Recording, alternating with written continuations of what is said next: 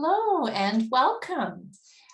Thank you for joining us this evening. My name is Nicole Ingren, and I'm the owner and director of River's Edge Counseling Center.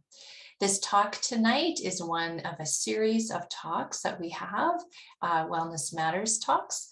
We have about 70 recordings of these talks on our website, and so you're welcome to go to our blog page and filter all of the topics we've covered and view them at any time.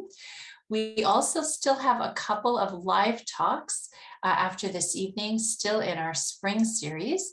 The next one on May 26th is Values, Exploration, and Meaning Making. And on June 14th, we have Setting Boundaries and Regaining Control. So you are welcome to join us for any of those and keep your eyes open in the next few weeks as we will roll out our schedule of talks again for the fall as well. Our talk this evening is Celebrating Introverts with Rebecca Bonham. And Rebecca is a practicum student at River's Edge Counseling Center. We've been lucky enough to have her on our team since September. She's a third-year student in the Master of Psychotherapy and Spirituality program at St. Stephen's College in Edmonton. And she previously obtained a Master of Theological Studies degree and has 5 years of experience as a spiritual care practitioner and hospital chaplain. In that role, she provides compassionate support to people wrestling with questions of meaning and purpose as they navigate suffering, grief, and loss. Rebecca is passionate about companioning with people to explore the hills and valleys of their life experiences and supporting them as they seek new ways to understand and identify themselves within their own stories. When she's not a therapist in training or working as a chaplain, Rebecca keeps very busy with her 4 kids aged 11 to 18 and their many adventures. She says that her family loves camping, playing games, dirt biking. That's one I didn't know. In fact, I have to ask you more about that one. And movie nights. Her happiest place is the ocean, but she says that any body of water will do to replenish her spirit, and books make her pretty happy too. Well, Rebecca, so happy to have you here with us to share about life of introverts. And I am going to turn it over to you, let you screen share. And as you do that, I'll just tell the participants that I'm going to be monitoring the chat through the talk.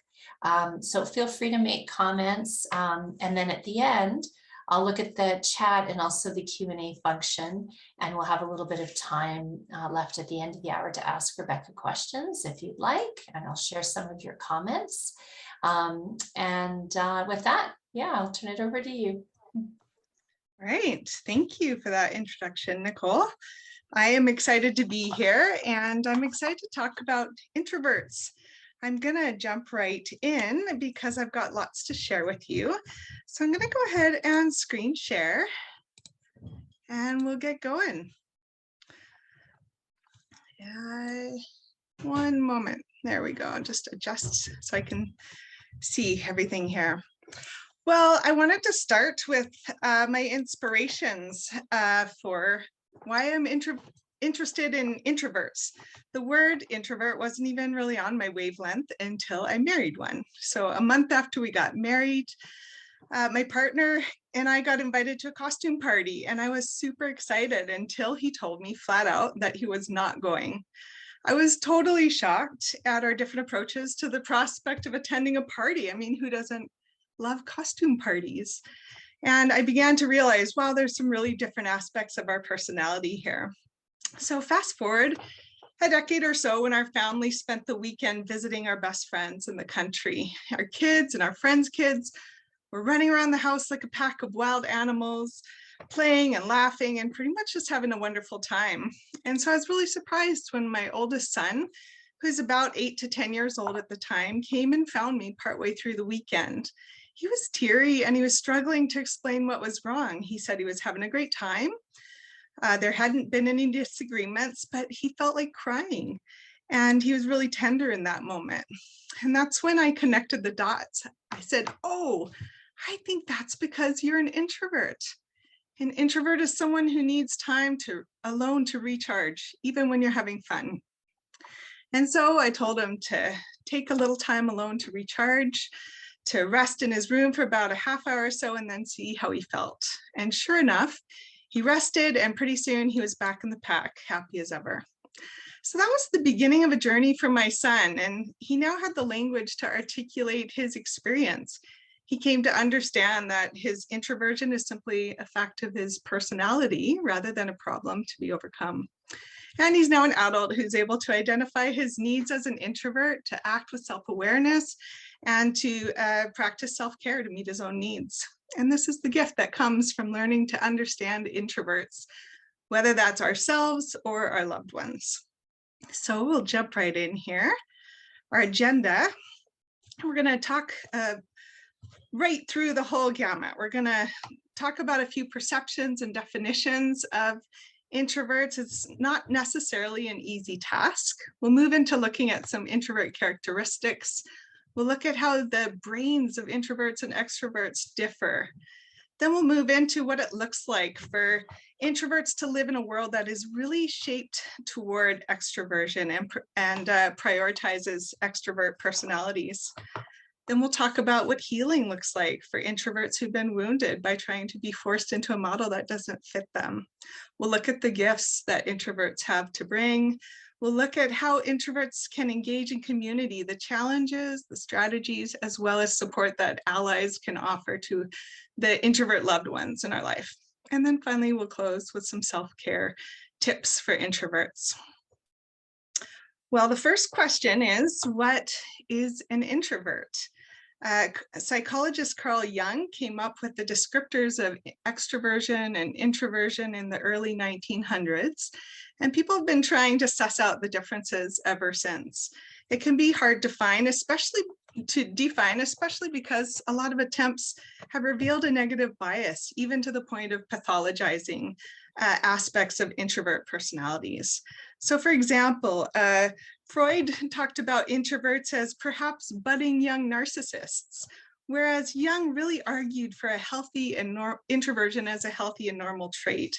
And of course, that's the path we're taking here today, that introverts and extroverts are on an energy continuum. Each were healthy and legitimate expressions of personality. So let's see if we can attempt a working definition for our time today. First one I've got here is from the Oxford Dictionary, which defines an introvert as a shy, reticent person, or in terms of psychology, a person predominantly concerned with their own thoughts and feelings rather than with external things. I thought this was a pretty mediocre definition. I think we can do better than shy and self-absorbed. Shyness is a common attribution of many introverts, but not all, but it is a really simplistic one. The Merriam-Webster dictionary defines introverts as a typically reserved or quiet person who tends to be introspective and enjoys spending time alone. I think this is better.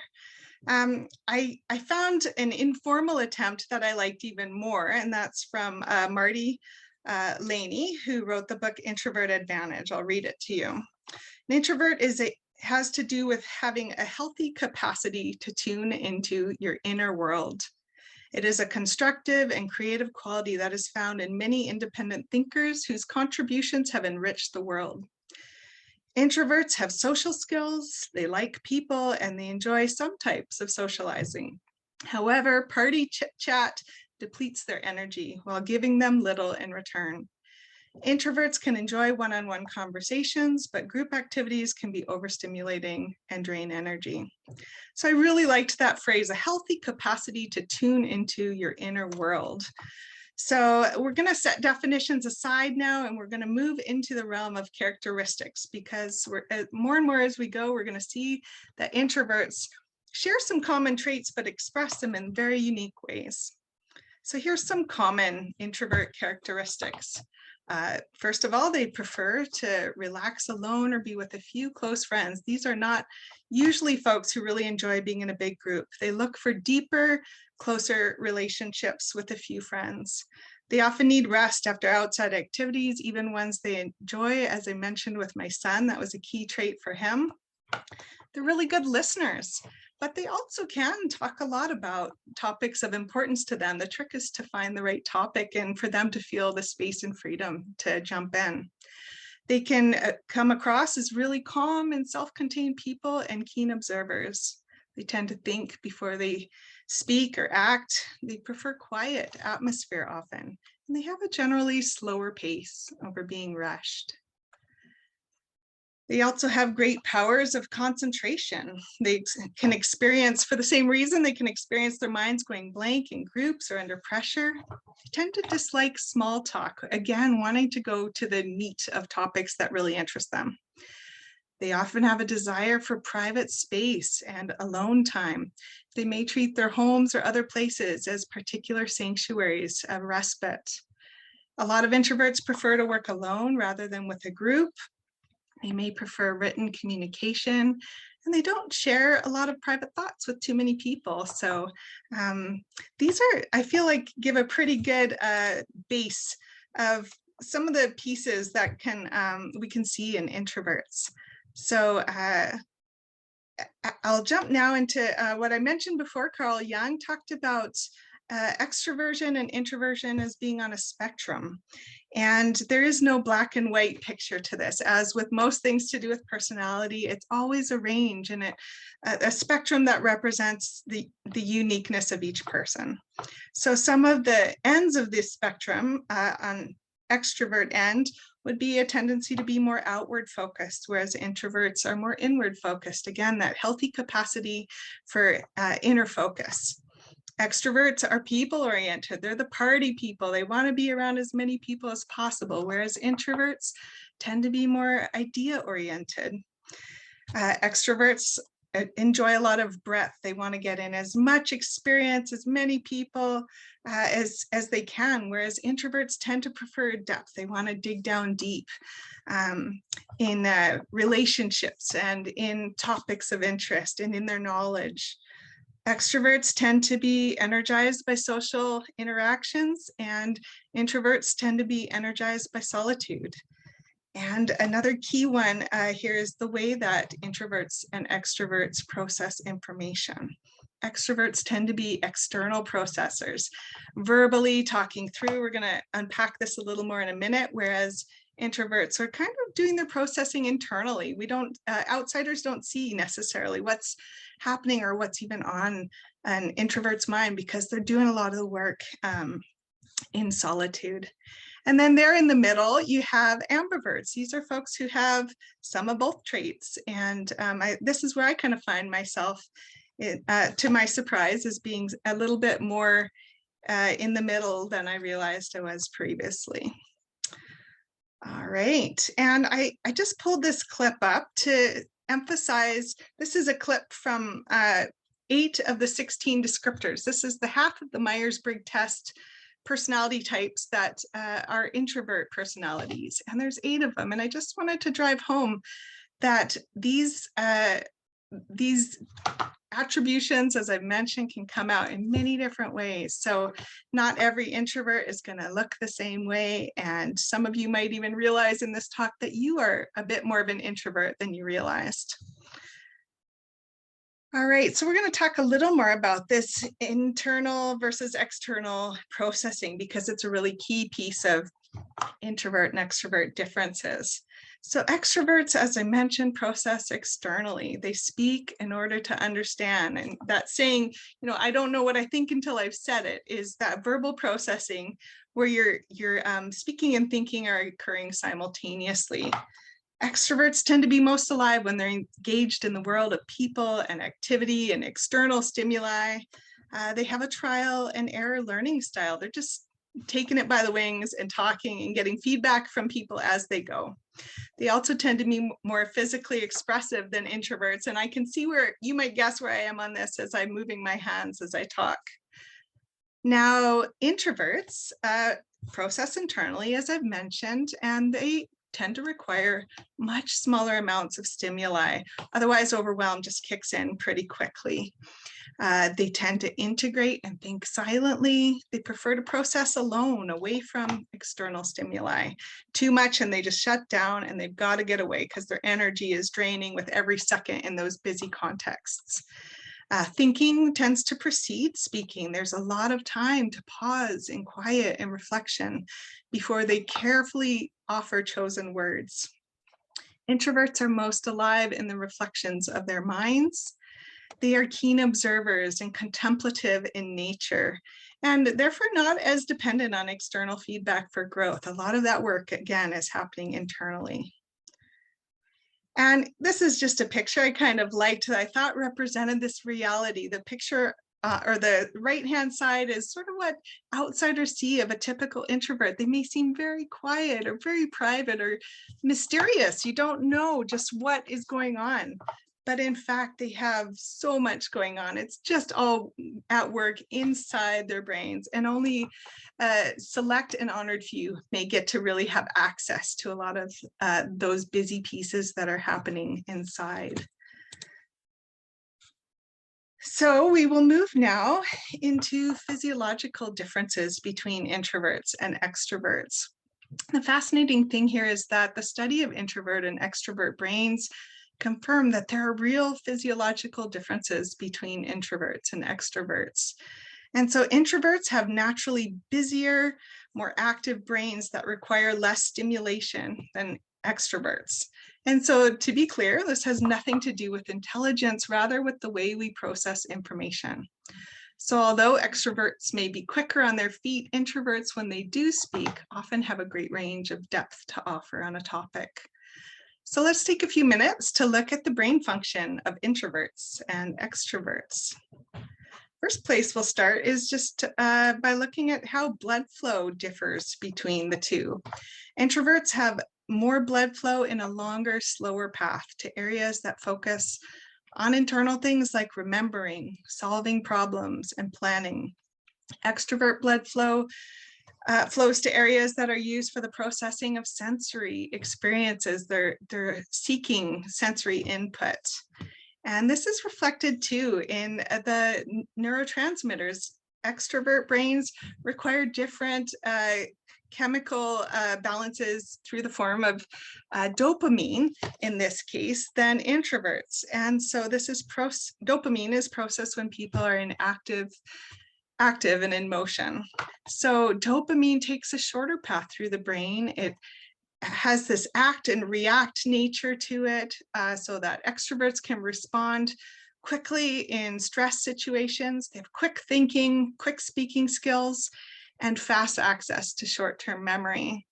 So there's a lot in this slide, I know, but what I'd like you to make note of is that picture of the brain. I'll see if you can see my mouse here.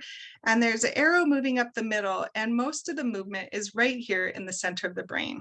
So I want you to keep that in mind as I go to the next slide here. Introverts have very different brains. They require more acetylcholine because dopamine actually overwhelms them pretty easily. And so acetylcholine takes a longer path through the brain. You can see here that it comes up, it circles around a little, and then it makes this wide trip to the front of the brain. And it's got a much longer trip that it's making. And so there's this slower, lengthier process that lends introverts to seek a rest and repose sort of posture. They take pleasure in thinking and reflecting. And they sometimes have difficulty accessing words or memories quickly because of that long path that's happening. And they can be slow to react in stressful situations. Marty Laney, who wrote the book Introvert Advantage, talks about the idea that introvert brains are buzzing. There's so much going on. If you think of that picture I showed where there's the what I say and then the what I'm thinking. And so this buzzing means that introverts tend to be internally focused. They can be tuned out or appear that way. They can be absorbed in thought, often have like a limited expression because they're in their own world thinking about something and may not respond with nonverbal cues in the ways that extroverts are used to looking for and reading them. They're also solitude seeking, so they need a lot of space and quiet to process. They can be selective about the groups they join and the activities they participate in because solitude is such a high value. And then that long acetylcholine pathway that I mentioned to the front of the brain also means that introverts are slow to speak, slow to retrieve information, words, memories, as I've mentioned. It also means that they're much clearer about ideas, thoughts, and feelings after sleeping on them. So for example, when I'm tend to be pretty quick with my words and I'll bounce stuff out really quick and I'll talk my partner's ear off. And then after a long time of him generously listening to me, he'll come with a thoughtful thing that he's been sitting on through that whole thing. And it just blows me away by the thoughtfulness of it and the depth. And it's the gift of the introvert that he brings to me. And I have a lot of rambling in between my thoughtful words. So those are some differences there in how introverts and extroverts communicate. So I just put this slide here really to bring home the fact that introverts have rich interior lives. There's a lot going on behind that calm, quiet surface. So we're going to move now into this topic of what it is like for introverts to live in an extroverted world. Because numbers vary, but approximately half of the population are introverts. And nonetheless, the world prioritizes and celebrates extrovert traits in many areas, including success, leadership, productivity, community, and communication. And so with that comes this prizing of extroverted traits and often a devaluing or even a pathologizing of introverted traits. So take, for example, the topic of leadership. Think of the traits that come to mind when you think of these things. Larger than life personalities, brimming with charisma, gregariousness, dominance, the ability to think on one's feet and respond in the blink of an eye to an ever-changing movements in a situation. And even I was thinking today, like how the increase of celebrity as a leadership trait in and of itself has become more of a thing. And so these things are extrovert traits and there's lots of gifts to them, but they're not the only gifts one can bring to leadership. And we're going to touch more on this later, but I can't resist just mentioning a few of those gifts now have to do with like a real depth of character, a deep authenticity, discipline, reflection, introspection, and even though they may work with fewer people, they can have a deeper impact because of that depth that introverts are so known for. Now, introverts, as a result of these things, are often really misunderstood. One writer has called them, among the most misunderstood and aggrieved groups in America, and with that, Canada, possibly the world. And another has written, while extroverts commonly feel loneliness when others are absent, introverts can feel most lonely when others are present, because ours is the aching loneliness of not being known or understood. So these things for one thing, introvert traits can be misinterpreted in negative ways as slow, snobbish, he's kind of closed. Some people have been read as antisocial or narcissistic, lazy, boring, moody, or high maintenance. And consequently, this can result in feelings of exhaustion, depression, a sense of inauthenticity or artificiality, or inadequacy, or even exclusion and marginalization for the introverts who feel so misunderstood and judged in the process. So as a result of this extroverted bias, introverts have often been deeply wounded by their experience of living in an introverted world. And I wanted to share the example of a woman who felt shamed as a child for being an introvert. So she told me that her father was a pastor, and part of that being a pastor was to be really gregarious, to be welcoming to strangers, to kind of live out this really visual, outgoing, happy chatty kind of thing as the pastor's kid. And she had a sense that she failed at that. She always felt like there's a strong expectation to do it, and she always felt like she could not live up to that. And she talked a bit about, how it was many years before she could reconcile her personality as acceptable and even actually pretty amazing. And so there's a quote here I wanted to share from Adam McHugh. I didn't credit, I see. Introverts seek healing both from the internal wounds of distorted self-understandings and feelings of inadequacy, and from the outward wounds of alienation from others and exclusion from our communities.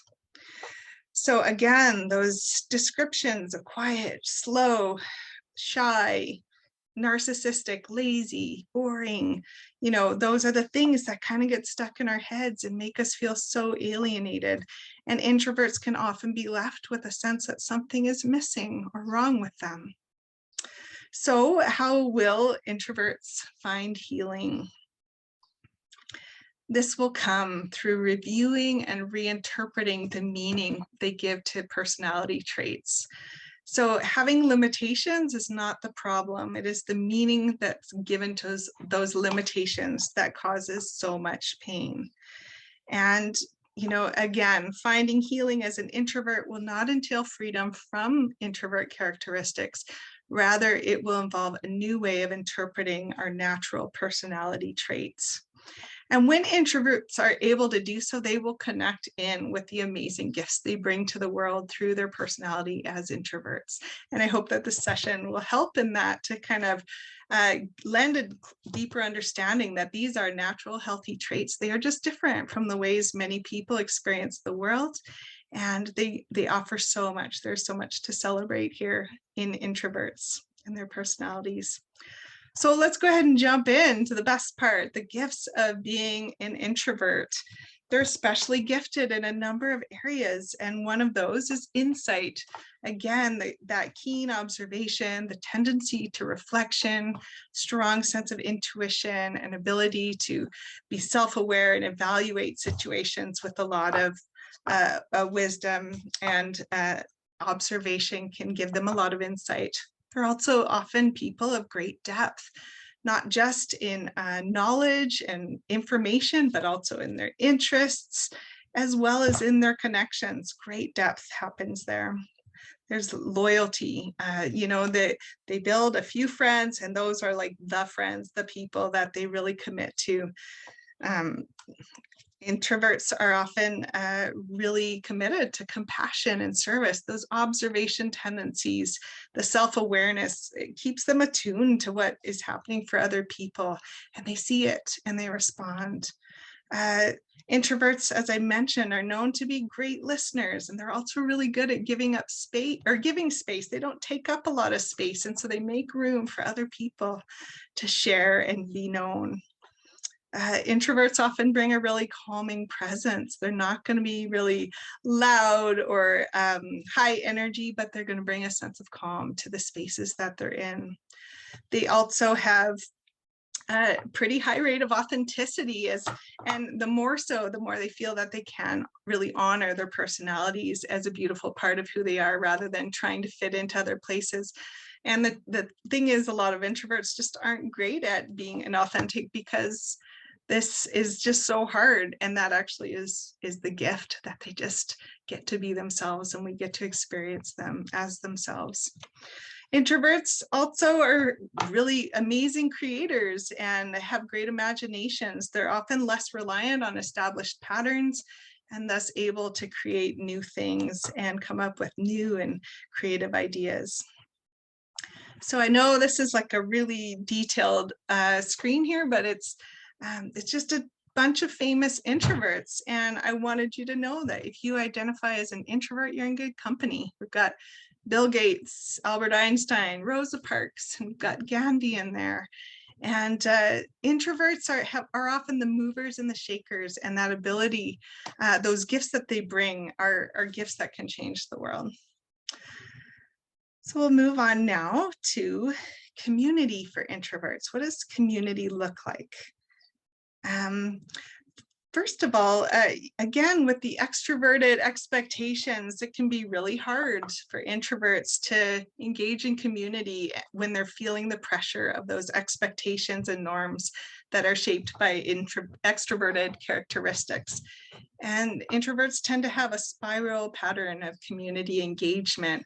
They'll often kind of dip in and then pull out to rest and reflect, and then go back into community. And often they can go a little deeper with each time. And so it takes time. It's a process for them. So I've got a few tips for how introverts can enter into community, because it can often be a real challenge. And I want to preface this by saying just that the goal for introverts is to stretch, not distort our personalities. It's not to try to become outgoing or become extroverted, but it's just to stretch a little bit in a way that still honors who we are, but also just leans a little bit in. And so some of the ways that we can do this as introverts is to ask questions. Just it's a good way to start a conversation and then let that chatty person carry most of the weight of conversation for you. You can look for who is initiating with you. Often these are the people who are worth investing. If they're showing interest in you, you can kind of lean toward them. A really good one is to reveal your process. And this does take vulnerability to say, and this is something that, my son has learned to do, is just to say, I've got to take a break. This is too many people right now. I'm going to go up to my room for a bit. I'll be back, or I need to step outside for a minute. And so it can feel vulnerable, but it also builds connection and empathy. And it just helps people know how to engage you and understand you. Another one is to make friends in high places, allow them to network on your behalf. So a great little phrase I heard in my reading was getting yourself an extrovert wingman. So all you need is one extrovert, and you can kind of be their wingman and come alongside at a party or social event, and you can let them do some of the work of networking, and you can kind of join in a way that feels more comfortable to you. Can also find mentors. This is a really specific, purposeful, and structured type of relationship that can be especially helpful for introverts and comfortable. Another tip is to overexpress yourself. Because introverts are often in their own heads, they're not always responding. So making a little more attention to making eye contact, to smiling or nodding or giving some of those nonverbal cues will help communicate your interest to people who are looking for a different set of cues to know that they're connecting with you. And then the next one is to socialize with a purpose. Small talk's essential for building relationships. It's a piece that has to be managed to some extent, as much as many of us would love to just avoid it altogether. So we can approach people maybe by looking for shared interests that we can build connection on. We might have a favor to ask, hey, can you help me with this? Or tell me a little bit more about, this thing that we're both interested in together. Those can be some ways. Another way is to join a group, especially an activity or a task-oriented committee where you're not just sitting and talking and looking at each other, but there's some kind of structure. It could be a book club where you have a set theme that you can kind of think about in advance and come a little bit more engaged. It can be a sports team where you're doing way less talking, but you're learning to build connection through ways that feel more accessible to you as an introvert. And another one that I think is a really great one too is to take on a role. And so, in this case, sometimes this is an especially helpful way that introverts can start to stretch their personality just a little bit by tapping into a sense of purpose. Participating within a set role can help to give permission to just lean a little bit to the edges of your personality. And I thought a great example of this is Lady Gaga. She's a confessed introvert. She describes herself as quite insecure. And yet she takes on this role when she goes on stage, and she can stretch her personality significantly. So that's an extreme, but to see how being an introvert need not confine us to a certain set of behaviors. And part of our task is to figure out, how can we lean into these things and how can we honor who we are and find that balance for ourselves? I liked this quote here by Susan Cain, who wrote the book Quiet, which is a great book on introversion as well. She says, introverts are capable of acting like extroverts for the sake of work they consider important, people they love, or anything they value highly. Thought those were some really great pieces of that kind of that deep value of what introverts will kind of lend themselves to when they find their right sweet spot. All right, there are a few relational challenges that are sometimes more of a challenge for introverts, and enmeshment is one. This can be particularly challenging for younger introverts, where they can find themselves in unhealthy attachments or codependent kind of connections. They can sometimes have difficulty identifying their own feelings and thoughts.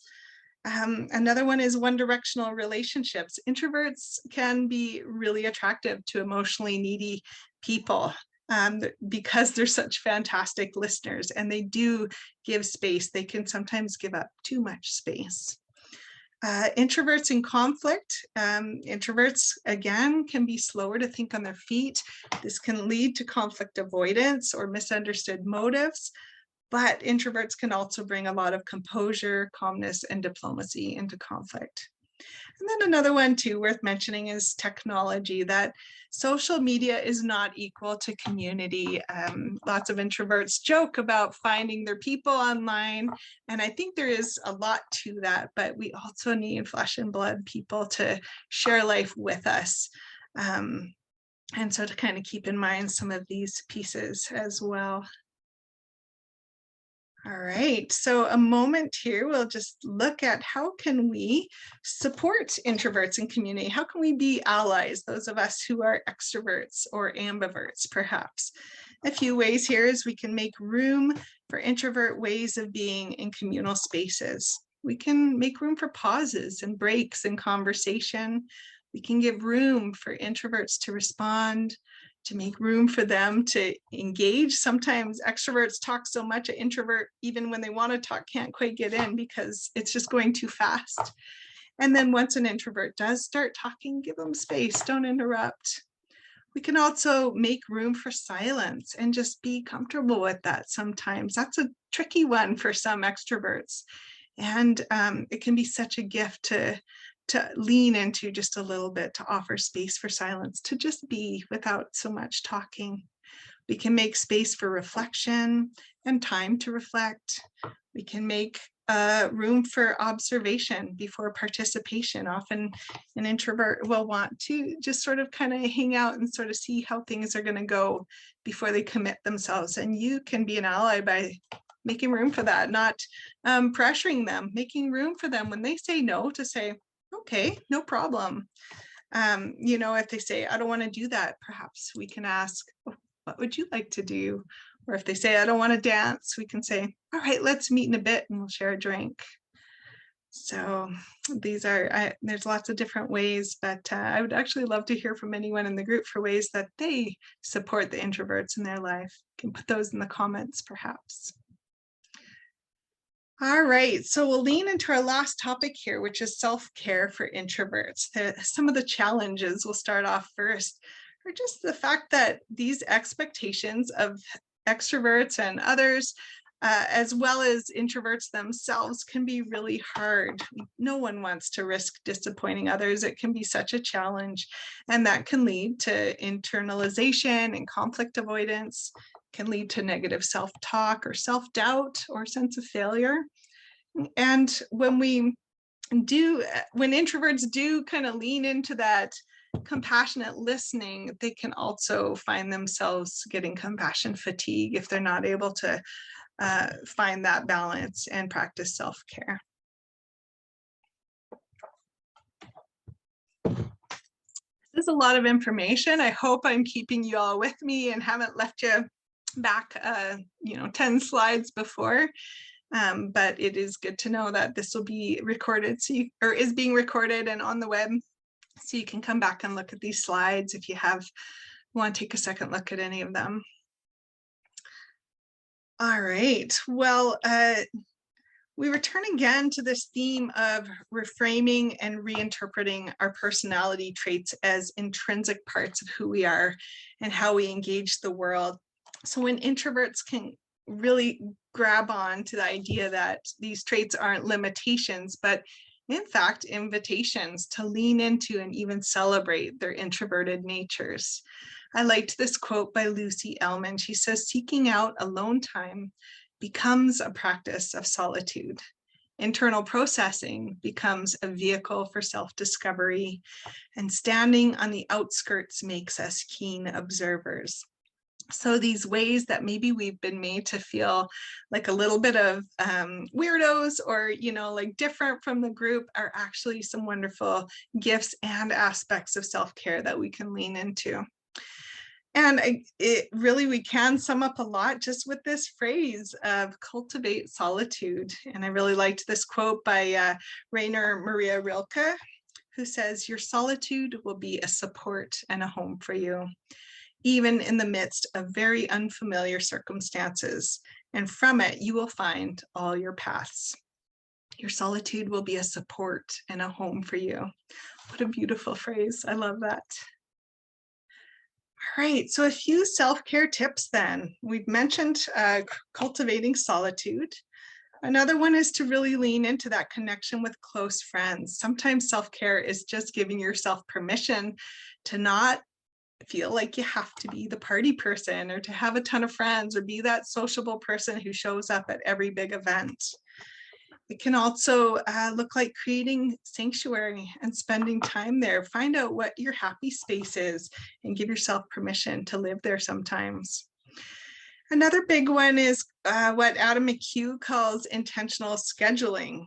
We can be intentional about honoring our introvert characteristics in the way we plan our time.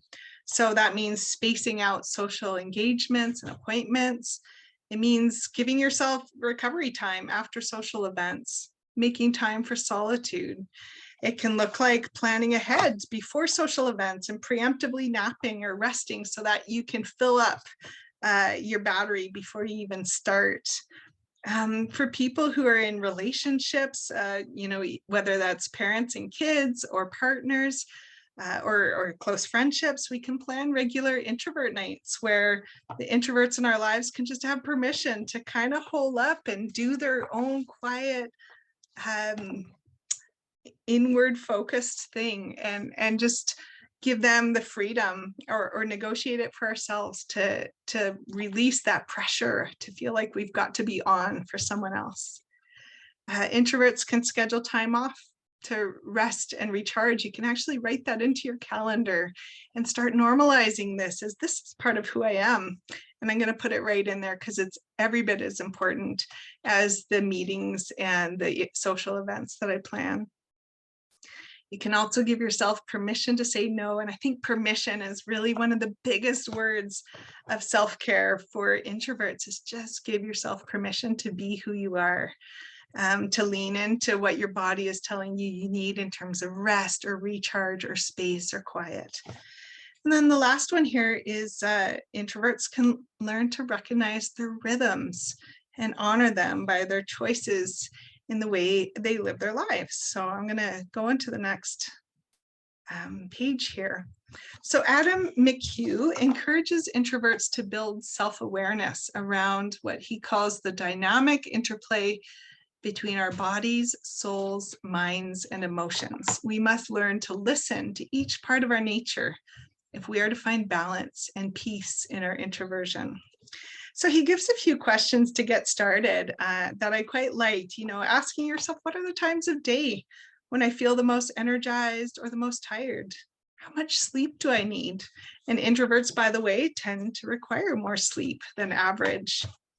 Another one is, what are the physical habits that energize me or drain me? When do I most feel the need for solitude? Is there a particular time of day or a certain experience that really drives that need home for me? How do I find deep rest? And what are the relationships in which I feel the most refreshed? And what are the ones in which I feel the most drained? And so introverts can have larger rhythms of it's reflection, action, reflection. Those can be daily or weekly patterns, and then they can have smaller rhythms where maybe there's a mental pattern of requiring solitude both at the beginning and the end of the day, or a rhythm of physical refueling when we need to get sleep or a nap just to kind of recharge. And then once we get to know our rhythms, we can build them into our daily and weekly rituals, and then become better able to thrive and flourish within the parameters of our own unique personalities. And with that, we come to the end here. I'm going to offer a few kind of concluding, summarizing thoughts, and then we'll wrap up. So first of all, introverts are typically reserved or quiet people who have a healthy capacity to tune into their inner worlds. Introverts exist on a spectrum, and many common personality traits are expressed in unique ways. Introverts are internal processors who often require time and space and quiet to reflect on their thoughts. Introverts have important gifts to offer the world, and the first step toward doing so is to normalize introvert traits as normal and healthy. Introverts can engage more fully in relationships and community by stretching but not distorting their personalities. And introverts can care for themselves by honoring their personalities through seeking solitude and being intentional with living according to their own rhythms. And with that, we come to the end of our session. I really enjoyed sharing this with you. I hope it was of benefit to you. And I'm going to go ahead and stop the screen share and make space for any questions or comments or feedback that you have. It was wonderful. Thank you so much, Rebecca. Yeah, I really enjoyed that. I'm just looking at the chat and the Q&A. It's a bit of a quiet group today. I just, in case you can't stick around for some conversation and questions, I just want to really thank you for joining us tonight and remind you that you are always welcome to join us for these talks.